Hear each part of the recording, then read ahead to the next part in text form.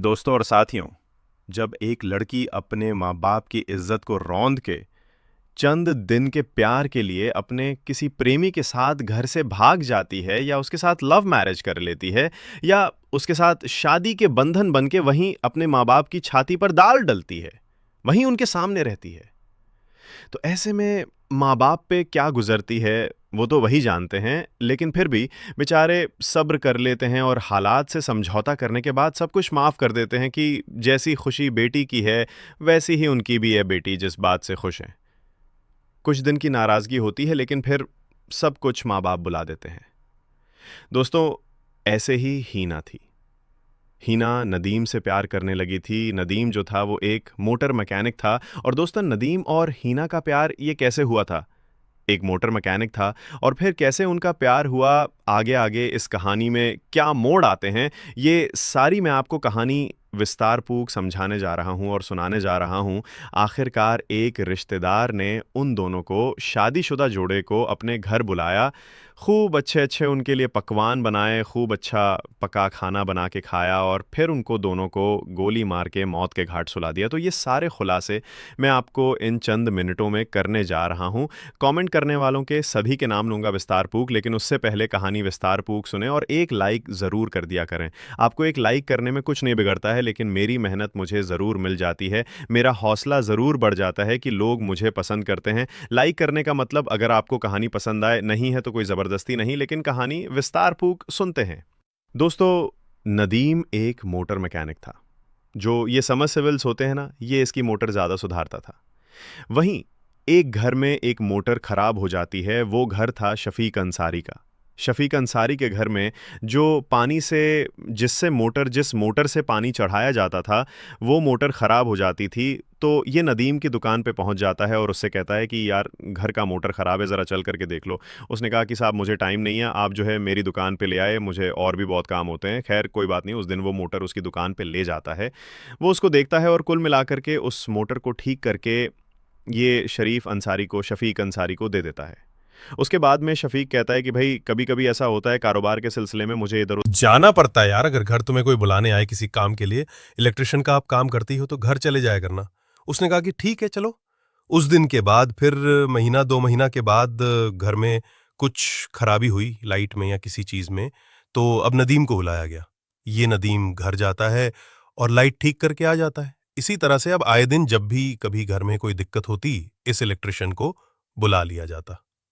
अब इसी बुलाने में, आने जाने में नदीम की नजर हिना पर पड़ती है और हिना की नजर नदीम पर पड़ती है।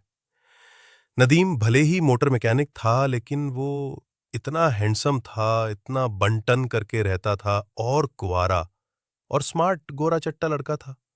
इसलिए हिना उसको देखते ही उस पर अपना दिल हार बैठती है। जब नदीम ने हिना को अपनी तरफ देखा, देखते हुए बड़ी गौर से और बड़ी चाहत भरी नजरों से, तो वो भी रह ना सका, क्योंकि हिना भी कोई कम नहीं थी, वो भी काफी खूबसूरत थी। और उसने उसकी नजरों का जवाब अपनी नजरों से दिया और फिर दोनों की नजरें टकराईं तो आपस में एक दूसरे से मुस्कुराते हुए नजरें चुरा लेते हैं। अब आए दिन हिना किसी न किसी बहाने से, कभी बल्ब खराब है, कभी कोई बोर्ड खराब है, कभी उसको तो बहाना चाहिए होता था, नदीम से बात करने का आने लगा, घर में आने जाने लगा। तो बातें शुरू हुई, अब उनकी मुलाकातें शुरू हुई और ये मुलाकातें प्यार में बदल जाती हैं। दोनों के बीच में प्यार परवान चढ़ने लगा। जब शफीक अंसारी को ये पता चलता है कि उनकी बेटी हिना, नदीम यानी उसी इलेक्ट्रिशियन के साथ, उसी मोटर मैकेनिक के साथ प्यार की पींगे बढ़ा रही हैं, जो उनके घर मोटर का काम करने या किसी इलेक्ट्रिक व्हीकल का काम करने के लिए आता है, तो उसको बड़ा दुख होता है। वो अपनी बेटी को समझाता है कि बेटी, ये लड़का तुम्हारे हिसाब का नहीं है। मैं तो तुम्हारी शादी किसी ऊंचे खानदान में बड़े अच्छे तरीके से, बड़ी धूमधाम के साथ कराना चाहता हूं। ये तुम किस चक्कर में पड़ गई हो? वो इतनी आसानी से नहीं उतरता, बड़े पापड़ बेलने पड़ते हैं इश्क का भूत उतरने में। अब दोस्तों, होता क्या है कि हिना और नदीम की मुलाकातें इस तरह शुरू होती हैं, लोगों की जुबान पर उनके प्यार के किस्से चढ़ जाते हैं और उनके चर्चे लोगों की जुबान पर होने लगते हैं। इधर शफीक अंसारी को बड़ा दुख और समाज में बड़ी उसकी रुसवाई हो रही थी कि उसकी बेटी ने उसके साथ में ये क्या कर दिया, क्यों उसकी इज्जत को मिट्टी में मिला दिया।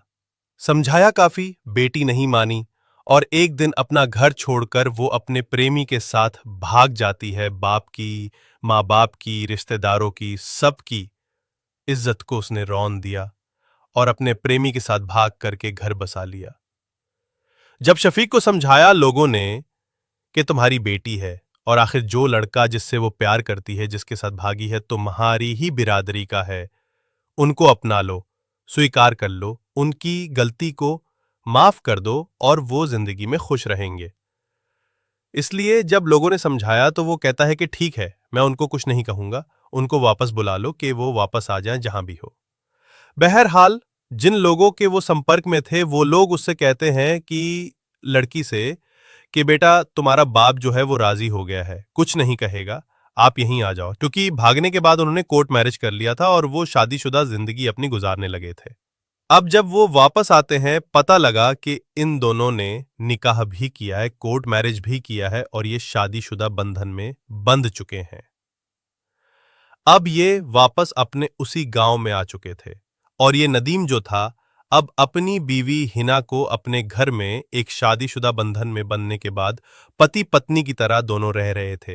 वहीं फिर शफीक जो था, उसकी बेटी ने जो उसे बदनामी का दाग दिया था वो उसके दिमाग से मिट नहीं रहा था। हर वक्त उसके दिमाग में यही चल रहा था कि एक तो उसकी बेटी ने उस अपने प्रेमी के साथ भाग करके शादी की, उसके बाद वो फिर वहीं पर उसी के मोहल्ले में, उसी गांव में वहीं पर रहती है और लोग कभी कभी तो उसको ताना भी मार दिया करते थे कि बड़े भारी बिजनेसमैन बनते हो, बड़े भारी कारोबार बनते हो, अपनी बेटी तो तुमसे संभाली नहीं गई, एक मामूली मोटर मैकेनिक के साथ भागकर उसने शादी की है।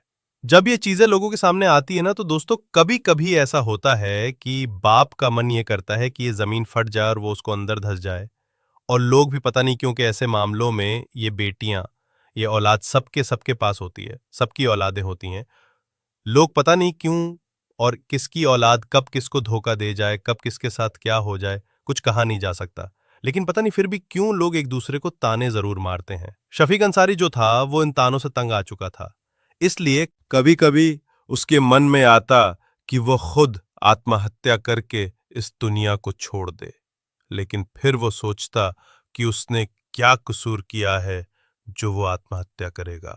वो एक ऐसा काम करेगा कि समाज में वो सर उठा के चलेगा और फिर लोग उसको ताने नहीं देंगे।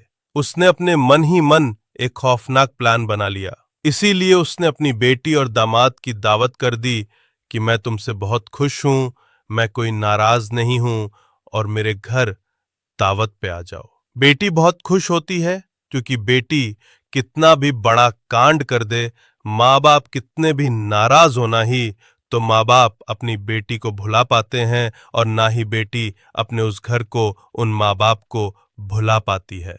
अगर कहीं बेटी को फिर दोबारा उस घर में कदम रखने का या माँ बाप की मोहब्बत पाने का मौका मिले, उसने वो कर तो गुजरती है अपने प्रेमी के चक्कर में, लेकिन माँ बाप की मोहब्बत को भी वो तरसती रहती है। अब हीना भी इसी तरह तरसी हुई थी। जब उसे पता चला कि उसके पापा, उसका बाप राजी हो चुका है और उन्होंने आज दावत की है, तो वो बड़ी खुश होती है। अपने शौहर नदीम से कहती है कि आज बड़े दिनों के बाद मैं जिस बात के लिए दुआ करती थी अल्लाह से, रो रो करके, नमाजें पढ़ पढ़ के मैं दुआ मांगती थी कि मेरे बाप के दिल में रहम दे दे मेरे लिए और मेरी गलती को माफ कर दे और मुझे वापस अपने घर में बुला ले। मेरी वो दुआ कबूल हो गई और मेरे बाप ने आज हमारी दावत की है। नदीम, हम दोनों को बुलाया है, हमें चलना होगा। वो कहता है कि ठीक है, अगर तुम्हारे घर वाले खुश है तो मुझे क्या एतराज है, मैं क्यों तुम्हारे बीच में रोड़ा बनूं कि मैं तुम्हें नहीं भेजूंगा, और साथ में मैं भी चलूंगा, मुझे भी दामाद का प्यार मिलेगा। दोनों बहुत खुश होते हैं, अच्छे कपड़े पहनते हैं और बड़ी खुशी के साथ दोनों ससुराल पहुंच जाते हैं। हीना अपने मायके पहुंची तो अपनी बहनों से, मां से गले मिलकर काफी रोती है, बाप से भी माफी मांगती है और कहती है कि मुझसे जो गलती हुई है वो माफ कर दीजिए, लेकिन मैं क्या करती, मैं नदीम के बगैर नहीं रह पाती। अब मैं खुश हूं, जैसी भी हूं मैं बहुत खुश हूं, आपने मुझे माफ कर दिया, घर में बुला लिया, इसके लिए भी मैं आपकी बहुत आभारी हूं और बहुत खुश हूं। ठीक है, कोई बात नहीं। सभी लोग आपस में बातचीत करते हैं।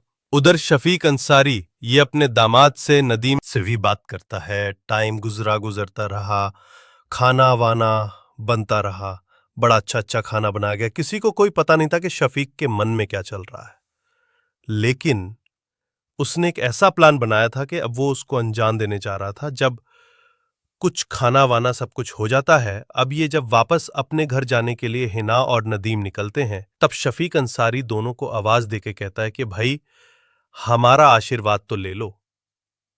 जब बेटी बाप की तरफ बढ़ती है तो बाप पिस्तल निकालता है और अपनी बेटी के सीने में गोली दाग देता है। फौरन दूसरी गोली वो अपने दामाद को मारता है। फिर एक के बाद एक दोनों को दो दो गोली मारी। दोनों वहीं पर ढेर हो जाते हैं और कुछ देर तड़पने के बाद उनकी जान चली जाती है। घर में कोहराम मच गया था, और एक ऐसा कोहराम कि आसपास के लोग इकट्ठे हो जाते। आसपास के लोग इकट्ठे हुए, दोनों लाशें सामने पड़ी हुई थी। लोगों ने पुलिस को खबर कर दी। पुलिस आई, देखा कि एक बाप ने अपनी बेटी को भी और अपने दामाद को भी गोली मार दी। जब उसको गिरफ्तार करके ले जाया गया, उससे पूछा गया कि भाई तुमने ऐसा क्यों किया, अपनी बेटी और दामाद को तुमने तो माफ कर दिया था और सब कुछ भुला दिया था, फिर अचानक से ऐसा क्या हुआ कि अपने घर में बुला के उनकी दावत की, उनको खाना खिलाया और फिर उनको गोली मार दी। तब उसने बताया कि अक्सर कभी कभी ऐसा हो जाता है कि इंसान अगर इन गलतियों को माफ भी कर दे और वो अपनी जिंदगी को जीना चाहे तो ये समाज उसको जीने नहीं देता। अक्सर लोग मुझे ताने दिया करते थे, कहा करते थे कि तुमसे अपनी बेटी नहीं संभली, पर उसने भाग के शादी कर ली है, तुम नामर्द हो, ये वो दुनिया भर की। हम होते तो हम अपनी बेटी को ये कर देते, हम होते तो अपनी बेटी को ये कर देते। लोग बड़े नाक निकाल के बोलते हैं कि अगर हमारी बेटी ऐसा कर लेती तो हम उसको गोली मार देते। बस ये बात मेरे दिमाग में खटकने लगी, ये बैठ गई कि मैं भी कुछ ऐसा करूंगा कि लोगों के मुंह बंद हो जाए, कोई मुझे ताना ना दे, और मैं अपनी बेटी को और दामाद को दोनों को गोली मार दूंगा और इस दुनिया से उठा दूंगा, ताकि फिर जिंदगी भर कोई ऐसा कदम ना उठा सके।